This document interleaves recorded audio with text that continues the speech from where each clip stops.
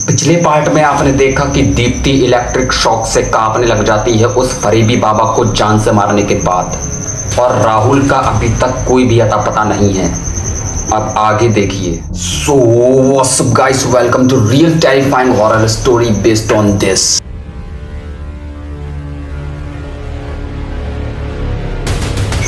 तो guys, story शुरू करने से पहले मैं आपको यह बताना चाहता हूं कि जितने भी मेरे लॉयल सब्सक्राइबर्स हैं, आप सभी का बहुत बहुत शुक्रिया। जितने भी मेरी फर्स्ट वीडियो पर चला हुआ फर्स्ट पार्ट पर जितने भी व्यूज आए, 10-20 जितने भी व्यूज आए, मुझे कोई दिक्कत नहीं है।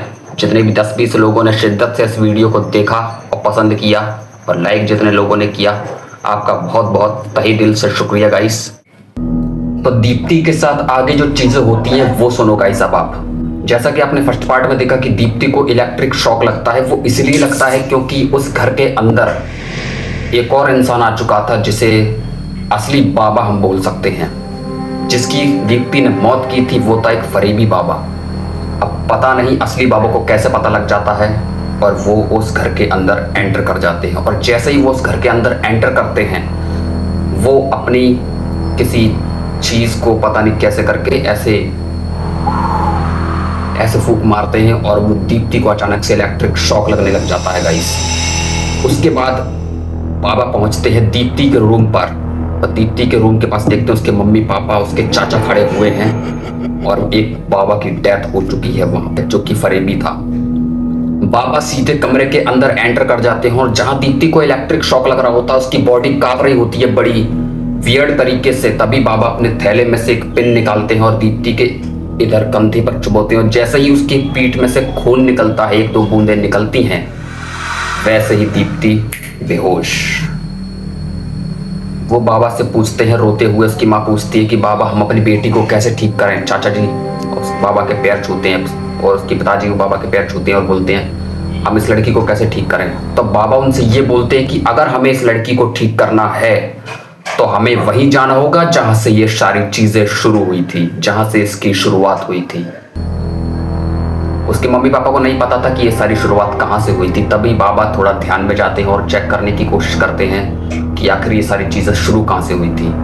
तो बाबा ध्यान में जाते हैं और बताते हैं। उसके मम्मी पापा और चाचा से बोलते हैं उठाओ इस लड़की को और चलो मेरे साथ। उसके मम्मी पापा से बोलते हैं कि इस लड़की को, पापा से बोलते हैं उसके कि इस लड़की को अपने कंधे पर ऐसे बिठा लो या फिर कुछ ऑटो वगैरह में ले चलो। और चाचा से बोलते हैं कि तुम्हें ये सामग्री लेकर पहुंचना है जहां पर हम पहुंच रहे हैं।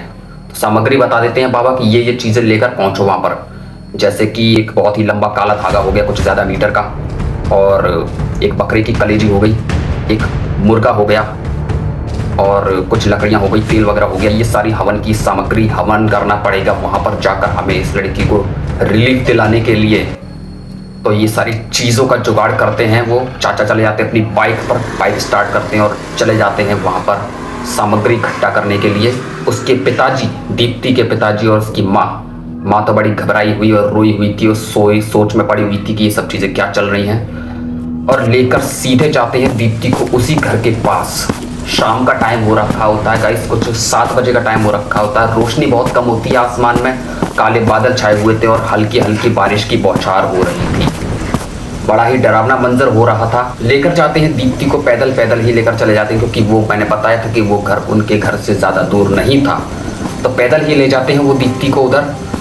और घर के अंदर एंटर करने से पहले बाबा फ़ोन लगाते हैं अपने 2 चेलों को कि यहाँ पर पहुँच जाओ। तो बाबा के चेले पहुँच जाते हैं कुछ 8 बजे तक वहाँ तक। उसके बाद वो घर के अंदर एंटर करते हैं। तभी बाबा वहाँ पर अंदर एंटर करते हैं उसके मम्मी पापा के साथ। दीप्ति कंधे पर बेहोश पड़ी हुई थी, उसको अंदर लेकर जाते हैं, और बाबा अपने ध्यान से पता लगाते हैं कि कौन से रूम में क्या चीज़ हुई थी। उसी रूम के अंदर एंटर कर जाते हैं और अपने चेलों से बोलते हैं बाबा कि चलो सेटअप लगाओ जल्दी से, हवन का पूरा सेटअप लगाओ जल्दी से। हवन का पूरा सेटअप लगाते हैं उसके चेले, जैसे जैसे बाबा बताते हैं वैसे। फिर बाबा फ़ोन करते हैं उसके चाचा को कि हेलो, 1-2 बियर की बोतल देसी शराब भी ले आना, पीने के लिए नहीं, मतलब कुछ काम होगा बाबा को। तभी चाचा जी सारा सामान लेकर पहुंच जाते हैं उसी घर में, और सारा सेटअप लगाया जाता है, पूरा एकदम बढ़िया से सेटअप लगाया जाता है। बढ़िया से तो क्या बोल सकते हैं, बिल्कुल तरीके से सेटअप लगाया जाता है ताकि कोई गलती ना हो जाए, मिस्टेक ना हो जाए, जिससे कि दीप्ति को और भी ज़्यादा तकलीफ़ों का सामना करना पड़े। उसके बाद सेटअप लगाते हैं, बाबा एक तांत्रिक घेरा बनवाते हैं। तांत्रिक घेरा गाइस एक तरह से ऐसा होता है जैसा आप ये इमेज में देख रहे होंगे। तांत्रिक घेरा बनवाया और एक जो खाली बोतल मंगवाई थी बाबा ने चाचा जी से, उस खाली बोतल को घेरे से थोड़ा बाहर की तरफ रख दिया खोल कर। दीप्ति को उस घेरे के अंदर बेहोशी लिटा दिया उनने। उसके बाद बाबा बैठ जाते हैं, अपना हवन जलाते हैं और अपना मंत्र पढ़ना स्टार्ट करते हैं और सभी को कॉटन दे देते हैं कि ये लो कॉटन, इसको अपने कानों में लगा लो ताकि तुमको कोई भी आवाज़ सुनाई दे तो तुम्हें ध्यान नहीं देना है। और बाबा ने उन सबको सेफ्टी के लिए एक मंत्र भी दे दिया था कि अगर तुमको तुम्हारे आसपास कोई नेगेटिविटी महसूस हो तो तुम इस मंत्र का जाप कर सकते हो। ठीक है, तो बाबा ने दे दिया मंत्र। उसके बाद स्टार्ट करते हैं बाबा अपना हवन। हवन जलता है, चेले बगल में पीछे खड़े हो जाते हैं और चाचा उसके मम्मी पापा देख रहे होते हैं बगल में दूर से खड़े होकर ये सब चीज़ें। उनकी बेटी लेटी पड़ी हुई है, उसके हाथ और पैरों को बांध दिया था सिर्फ उस काले धागे से। बाबा ने मंत्रों से पढ़ के उस काले धागे को उसके हाथ पैरों को बांध दिया था दीप्ति के। उसके बाद बाबा अपना मंत्र पढ़ते हैं और हवन के अंदर अपने बैग में से निकाल कर एक धुनी डालते हैं। ऐसे कर करके मंत्र पढ़ते हैं, मंत्र से पढ़ते पढ़ते धुनी डालते हैं, धुनी डालते चले जाते हैं हवन के अंदर। उसके बाद सबको लग रहा था कि ये सब नॉर्मल है, नॉर्मली निपट जाएगा सब कुछ, क्योंकि अभी तक आधे घंटे तक जाप कर रहे थे बाबा, अभी तक कुछ नहीं हुआ था। जैसे ही बजते हैं 11:30 जाप करते करते, क्योंकि सेटअप लगाने में ही काफ़ी ज़्यादा टाइम हो चुका था गाइस। उसके बाद आधे 1 घंटे बाद बाबा मंत्र पढ़ रहे हैं, उसकी माँ देख रही है, पिताजी भी नींद में है, वो हो चुके हैं सब लोग, ये देख रहे हैं। लेकिन उनकी बेटी है तो चिंता तो होगी ही, तो देख रहे हैं वो कैसे कैसे चीज़ें हो रही हैं। तभी अचानक ऐसी चीज़ होती है, बाबा के मंत्रों के पढ़ने के साथ साथ ऐसा लगता है कि कोई और आदमी भी मंत्र पढ़ रहा है। दीप्ति के मम्मी पापा को लगता है कि शायद बाबा के चेले मंत्र पढ़ रहे होंगे, तो उनकी शक्ल देखती है ये लोग तो मंत्र नहीं पढ़ रहे, लेकिन वो लोग मंत्र नहीं पढ़ रहे थे। वो आवाज़ आ रही थी दीप्ति के अंदर से गाइस। सभी लोग घबरा जाते हैं कि ये क्या है, ये कैसे आवाज़ आ रही है। जिन मम्मी पापा और चाचा ने कानों में कॉटन लगा रखी थी तो उनको बहुत कम ही आवाज़ आ रही थी, लेकिन बाबा को पता था ये आवाज़ कैसे आ रही है। तभी दीप्ति उठकर बैठ जाती है गाइस। अब शुरू होगा दीप्ति का मौत का मंजर। दीप्ति अपने माता पिता से गिड़गिड़ाते हुए बोलती है, माँ मुझे बाहर निकालो, मैं बिल्कुल ठीक हूँ, ये मेरे साथ क्या किया जा रहा है, तुम मेरे साथ ये क्या करवा रहे हो मम्मी पापा, ये पंडित कौन है, ये क्या कर रहा है मेरे साथ, ये क्या करने की कोशिश कर रहा है, इसको हटाओ भगाओ, मेरे को घर लेके चलो, मैं बिल्कुल ठीक हूँ, मुझे कुछ भी नहीं हुआ है, ये सब बिल्कुल पागल बना रहा है आपको। मम्मी पापा को कम सुनाई देती है और वो जो तांत्रिक होता है वो इशारे कर देता है कि शांति से बैठे। उसके बाद जब दीप्ति के मम्मी पापा दीप्ति की बातें नहीं सुनते हैं, जो कि दीप्ति गिड़गड़ा रही थी, तब दीप्ति अपना वियर्ड रूप दिखाती है, सबसे ज़्यादा प्रचंड रूप दिखाती है। वो रूप दीप्ति का नहीं होता है, वो रूप उसका होता है जो दीप्ति के शरीर के अंदर चीज़ नेगेटिविटी काम कर रही है। तभी वो अपने असली रूप में आ जाती है और जो भी धागे से उसके हाथ पैरों को बांध रखा था वो खोल देती है। ये देखकर चेले बाबा के चौंक जाते हैं और दीप्ति के मम्मी पापा जो आधी सी नींद में हो रखे थे, उनकी सारी नींद उड़ जाती है और वो भी घबरा जाते हैं कि ये क्या हो गया। फिर जो हुआ, हाथ पैर वो खोल लेती है और अपने आप को ही काटने लग जाती है गाइस। वो ऐसे करके अपने आप को ही काटने लग जाती है, खून निकाल लेती है, अपने वियर्ड तरीके से काट रही है अपने आप को ही। धागा तो तोड़ चुकी है, खड़ी हो जाती है, काटने लग जाती है खुद को। बाबा बोलते हैं अपने चेलों से, जाओ बांध के आओ उसे, और अब की बार इसके हाथ पैरों को मत बांधना, इसे पूरा ही बांध देना शरीर से इसके। तो जाते उसके दोनों चेले डरते डराते बड़ी मुश्किल से और उसको बांधने की कोशिश करते हैं, लेकिन वो किसी से नहीं सिमटने वाली थी। वो इतना ज़्यादा वियर्ड रूप ले चुकी थी अपना, यानी कि ले चुका था अपना जो भी उसके शरीर में चीज़ थी नेगेटिविटी। वो एक चेले के पैर को पकड़ता है और ऐसे घुमाते हुए दीवार में ऐसे मारता है ना गाइस, दीवार में ऐसे मारता है और उस चेले के सिर के 2 टुकड़े हो चुके थे। एक और मौत कर चुकी थी दीप्ति के अंदर वाली वो आत्मा। ये देखकर उसकी माँ तो पूरी तरह से बेहोश ही हो जाती है और कुछ भी सोच समझने से पहले ही वो बेहोश हो चुकी थी। और जो दूसरा वाला चेला था वो पहले वाले चेले की मौत को देखते ही भाग जाता है। बाबा उसे रोकते हैं, अरे रुक जाओ, मैं हूँ तुम्हारे साथ, लेकिन वो भाग जाता है, किसी को नहीं सुनता, वो भाग जाता है। अब बाबा खुद ही उठते हैं और दीप्ति को बांधने की कोशिश करते हैं। उसके चाचा, उसके पापा भी हेल्प कराते हैं दीप्ति को बांधने की। अब दीप्ति के अंदर की जो चीज़ होती है वो बड़ी ही वियर्ड तरीके से हंसने लग जाती है, जैसे कि कोई राक्षस हंस रहा हो। सभी बिल्कुल चौकन्ने हो जाते हैं कि अब अगला नंबर हमारी मौत का ना हो। दीप्ति के मम्मी पापा तो कहीं पर जाकर छुप जाते हैं, बड़े ही किसी कोने में जाकर छुप जाते हैं। और बाबा उठते हैं और बाबा चाचा और उसके पापा को इशारा करते हैं कि इधर आओ, मेरे बांधने में इसको हेल्प कराओ। बाबा के सामने तो बिल्कुल शांत हो जाती है, वो वाली जो आत्मा होती है दीप्ति के अंदर की, बाबा के सामने बिल्कुल शांत हो जाती है, कुछ भी नहीं करती। चुपचाप बाबा उसे बांध देते हैं चाचा के पापा की हेल्प की मदद से, बड़ी मुश्किल से। फिर बाबा अपना आखिरी का प्रोसेस करते हैं, जो कि है कि हवन जल रहा है और बाबा ने जो मुर्गा मंगाया था, दारू की बोतल को डालते हैं हवन के अंदर। हवन की आग और ज़्यादा तेज हो जाती है और जो मुर्गा होता है उसकी गर्दन को काट के ऐसे हवन के अंदर उसका खून डालते हैं। और जो मुर्गा होता है उसको ऐसे हवा में लेकर बैठ जाते हैं और कुछ मंत्रों का जाप करते हैं। तभी कोई आत्मा आती है खिड़की में से, काला सा, बिल्कुल काला सा फिगर, जो कि साफ साफ दिखाई दे रहा था, काला सा फिगर आता है और बड़ी इतनी स्पीड से आता है कि उसको, मुर्गे को लेकर सीधा बाहर चला जाता है। बाबा एक स्माइल के साथ हंसते हैं और बाबा को पता था कि सब कुछ प्लान के मुताबिक हो रहा है। आखिरी प्रोसेस चल ही रहा था कि बाबा अपनी स्माइल के साथ हंसते हैं और ये दीप्ति के पापा, मम्मी पापा, चाचा देखकर तो चौंक चुके थे कि ये सब क्या चीज़ें करी है बाबा ने भी। जो बकरी की कलेजी मंगाई थी उसको भी हवन के अंदर डाल देते हैं और हवन एकदम हवा में ऐसे आग ऐसे फैला रहा था। दीप्ति एकदम तड़पने लगती है, गिड़गड़ाती है, तड़पती है, सब कुछ करती है जिससे कि वो घेरे से बाहर निकल सके। सारी प्रोसेस कर लेती है कि घेरे से बाहर निकल जाए, सारी कोशिश कर लेती है।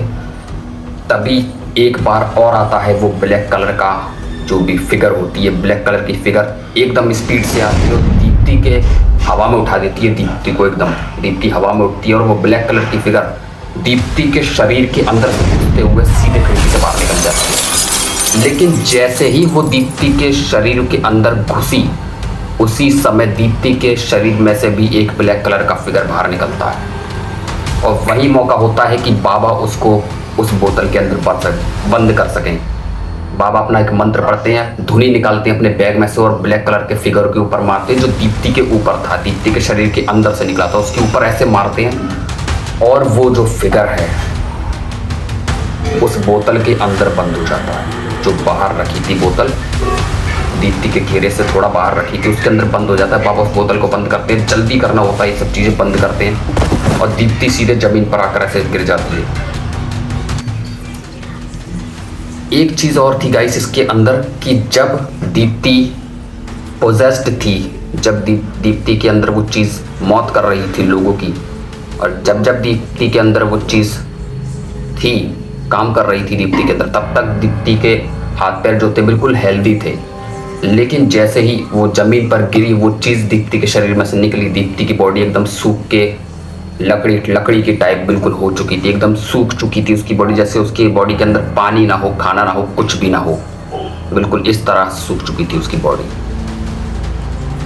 उसके बाद बाबा क्या करते हैं कि बोलते हैं कि जाओ, धुनी लगा देते हैं माथे पर दीप्ति के और एक ताबीज़ बांध देते हैं और बोलते हैं कि 6 महीने तक इस ताबीज़ को मत खोलना और जाओ हॉस्पिटल, इस दीप्ति को ले जाओ ताकि इसकी कमजोरी वगैरह का इलाज कराया जा सके।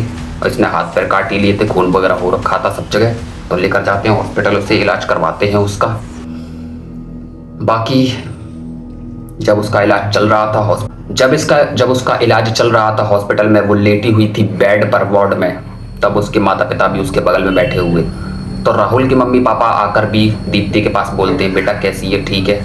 और वो खुद परेशान होते हैं क्योंकि उनका बेटा अभी तक राहुल जो है मिसिंग होता है, पुलिस भी उसे नहीं ढूंढ पाई है। तभी वो दीप्ति के मम्मी पापा से बोलते हैं तुम्हारी बेटी तो ठीक हो गई, ज़रा हमारे बेटे के बारे में भी सोचो, हमारा बेटा कहाँ है, कुछ नहीं पता। तो वो बाबा से उसके बेटे के बारे में भी पूछती है। तो बाबा, चाचा जी और वो बाबा जो हैं उसी घर के अंदर रुके हुए थे, क्योंकि उनको वो जो बोतल में दीप्ति के अंदर से निकाली हुई एंटिटी थी, स्पिरिट थी, उसको गाड़ना था उसी घर के अंदर किसी कोने में। तो जब वो उसे गाड़ रहे थे तब वहां पर उनको एक लाश मिलती, जो कि थी गाइस राहुल की। उसके चाचा हॉस्पिटल में आके सब कुछ बता देते हैं। जहाँ पर दीप्ति के मम्मी पापा और राहुल के मम्मी पापा बैठे होते हैं, वहां पर चाचा जी आकर बताते हैं कि जो बाबा जी ने राहुल के बारे में बताया है कि राहुल जो है अब नहीं रहा। जब दीप्ति और वो राहुल अंदर घुसे थे उस आवाज को ढूंढते हुए, जो कि एक छलावा थी, वो वही स्पिरिट थी जो दीप्ति को इस टाइम से परेशान कर रही थी। तो जब दीप्ति ने ये बोला था कि जाओ राहुल तुम उधर जाकर उस वाले कमरे में जाकर देखो, और वहां राहुल देख रहा था, तो वो उस एंटिटी ने राहुल को वही मार दिया था। और जो वापस दीप्ति के पास आया था कि चलो दीप्ति, वहां तो मुझे कुछ नहीं मिला, अब ऊपर जाकर चेक करते हैं, तो वो राहुल नहीं था। वो राहुल के रूप में ही कोई छलावा था जो दीप्ति के साथ इतने टाइम से रह रहा था गाइस। ये है इसकी बैक स्टोरी। इतने टाइम से दीप्ति को उसने परेशान किया, उसके राहुल के मम्मी पापा रोने लगते हैं कि ये सब क्या हो गया। तो यही थी गाइस आज की स्टोरी, यहीं पर एंड करते हैं इसका। और बने रहिए गाइस मेरे इस चैनल के साथ भूतिया पाकोठी में, और आपको मिलेंगी और भी ज़्यादा, इससे भी ज़्यादा टेरिफाइंग रियल हॉरर स्टोरीज, बिल्कुल रियल इंसिडेंट पर बेस्ड। बाकी चैनल को कर लीजिए सब्सक्राइब, और एक प्यारा सही लेकिन छोटा सा एक कमेंट ज़रूर कर देना गाइस, जिससे कि मुझे और मोटिवेशन मिले इन सारी वीडियोस को बनाने का और हॉरर के अंदर और अंदर घुसने का, क्योंकि guys horror is my actual terror.